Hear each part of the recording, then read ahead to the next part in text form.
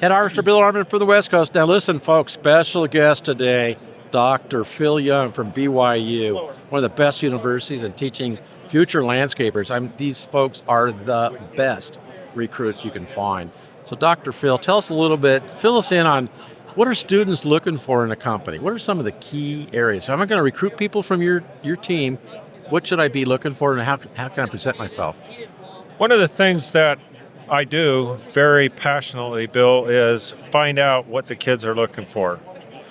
I do that so I can help connect them in the great Easter egg hunt called What is my first career job, employment, post-graduation, and what am I going to do for my internships? We require 2 internships. No kidding. And that's a good test drive for them and for the company to see if it's a good fit. But what they're looking for more than anything right now, culture is always in the top 3. And for some of them, it's location, and our students come from all over the country, so we engage very heavily with NALP and the National Collegiate Landscape Competition in order to connect with companies from all over the country. And then for some of them, money matters more than for others, but I'd say more than money, it's what is the career ladder that you can show me as a young person if I go to your company that may be better than going with another company. Excellent. They want to have points. Opportunities to grow. I love that. So culture, location, opportunities, career. They can see a great vision for the company. Exactly. Where are they going with this thing? How can I make myself positioned in a place for success? And what do I need to learn and behave like and achieve to be eligible to move up, right? Mm-hmm. So how many students graduate from your department in a year? About 45 every year. We have, I believe, one of the largest, if not the largest, physical on-campus programs, so no online stuff, that is specifically focused on landscape contracting.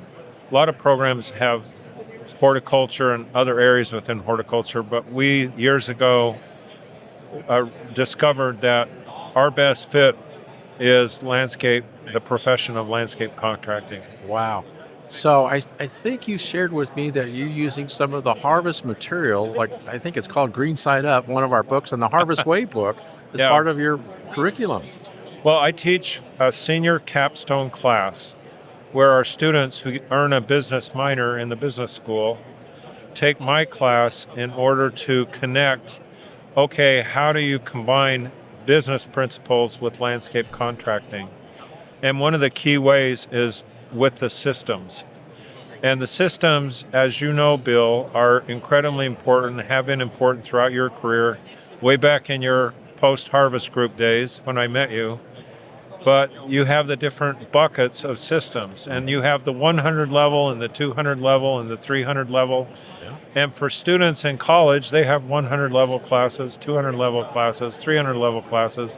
So those categories of systems, I require that they incorporate those in their paper, which is the big project in the class, key systems in my ideal fill-in-the-blank company. Wow. So they have to connect with those systems, and they do that in particular through the Harvest Way book. Wow. Well, we're honored to have that be part of your program. And so when's the next, I used to call it the Horticulture Olympics, but the collegiate competition, when's that going to be by BYU again? I don't know about BYU, but this year is the 50th anniversary, Bill, and you've been to a lot of these over the years. And it will be held at Michigan State University, hosted by Marcus Duck and friends, and we're looking forward to being there. We've got 65 students signed up to go from our university. A few will drop out. They'll have life complications, but we'll have a big group there as always. Folks, listen, Dr. Phil's one of the nicest guys I've ever met in my life, but when it gets to competitive stuff, especially in horticulture, his team is all over it. They're all prepared. They're just great team players. You've been so successful in that. It's been a great career and opportunity for people to be in your program. It's unbelievable. And we've met almost 28 years ago. Isn't that Yeah, amazing? that's right, Bill. Isn't that crazy? And the first time I met you at that event, right there, I think it was in Texas. One of the things that amazed me is I remember coming back with students my second year, and then the third year I brought many of those same kids, and you knew all their names. You'd remember them a whole year later, and I go, this guy's for real. Well, I can remember stuff then. It's getting a little harder now. But that's why we have systems. Yeah. Amen. So culture, leadership, location, opportunity for growth. And I love your philosophy of having 2 internships. So internships are a great way to look at both sides, right? It's like a little sample, right? And 2 internships, that's amazing. That's right. That's a requirement. It is a requirement, and I like to see more. Some of them, our record is 5. We had one student do 5 different internships. He took a semester off and did another internship. And the more you know and the more you network, the better you know yourself. And then when it comes time to make a bigger decision about where I'm going to work for full time, then hopefully you're more prepared to make that decision in a way that's a win for you and a win for the company. Yeah. And for those of you out there, if you are thinking about having an internship, it is critically important you get one designed correctly, not just going in there and doing a bunch of manual labor for 10 weeks or how many weeks an internship is. And NALP has a great template for that. That'd be super. That'd be a good one to look at. So, Dr. Phil, it's always a pleasure to see good old friends like you again here. Likewise, Bill. Yeah, thanks so much. Thank you. Take care. You have a great one. Blessings upon you.